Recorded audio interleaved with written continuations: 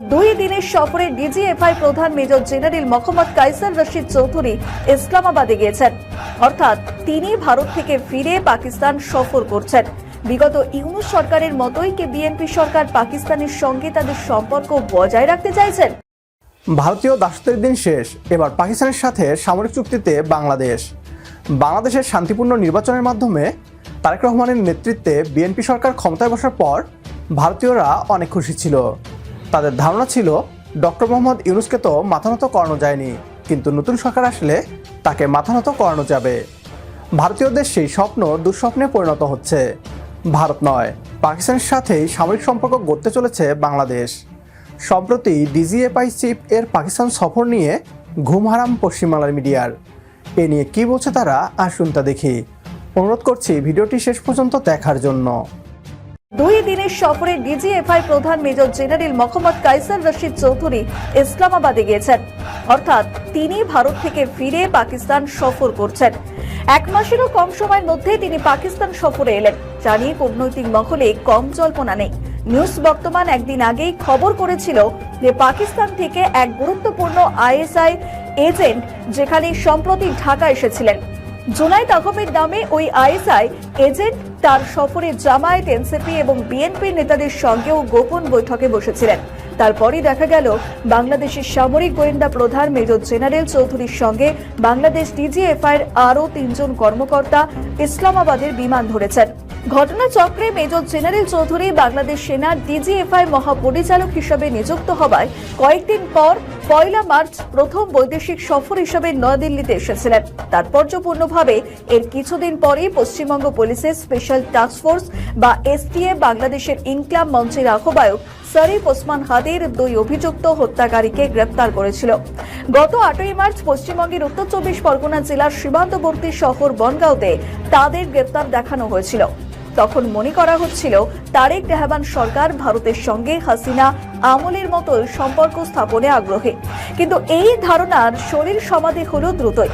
ভারত সফর থেকে ফেরার পরে মেজর জেনারেল চৌধুরী ইসলামাবাদ গিয়ে পাকিস্তান সেনাবাহিনীর ঊর্ধ্বতন কর্মকর্তা এবং ইন্টার সার্ভিসের ইন্টেলিজেন্সের সঙ্গে বৈঠকে বসেছেন, যা নিয়ে একটা ধোঁয়াশা তৈরি হয়েছে কূটনৈতিক মহলে। গত 1.5 বছরের বেশি সময় ধরে ইউনূসের সময়কালে ভারত ও বাংলাদেশ দুই দেশের মধ্যে স্থগিত থাকা যোগাযোগের চ্যানেলগুলো পুনরায় চালুর বিষয়ে উদ্যোগী হয়েছিলেন তারেক রহমান। প্রথমে বাংলাদেশের ডিজিএফআই প্রধান মেজর জেনারেল কায়সার রশিদ চৌধুরী দিল্লি সফরে আসেন। এরপর খালিলুর রহমানের ভারত সফরে আসার কথা, কিন্তু তার আগেই ডিজিএফআই প্রধান মেজর জেনারেল কায়সার রশিদ চৌধুরীকে ইসলামাবাদ পাঠিয়ে কি অন্য কোনো বার্তা দিতে চাইছেন তারেক রহমান?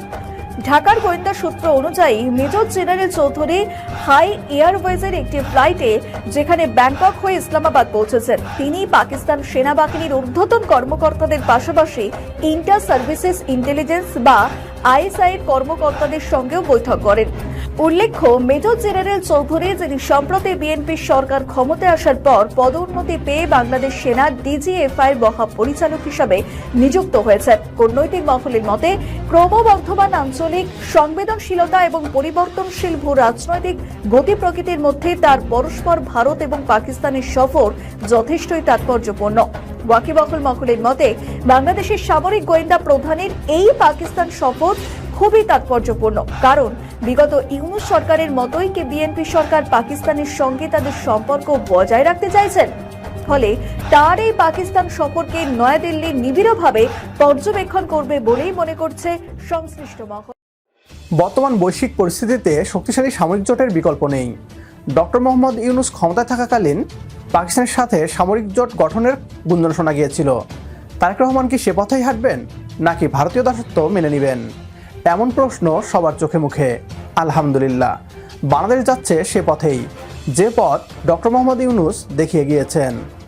ডিজিএফআই চিফের পাকিস্তান সফর নিয়ে রীতিমতো আতঙ্কিত হয়ে গিয়েছে ভারতীয় মিডিয়া।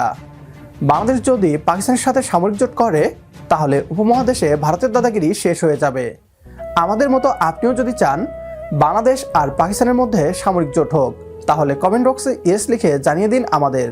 সেই সাথে ভিডিও শেয়ার করে দেখার সুযোগ করে দিন আপনার বন্ধুদের। পরবর্তী ভিডিও দেখার আমন্ত্রণ জানিয়ে বিদায় নিচ্ছি আজ। আল্লাহ হাফেজ।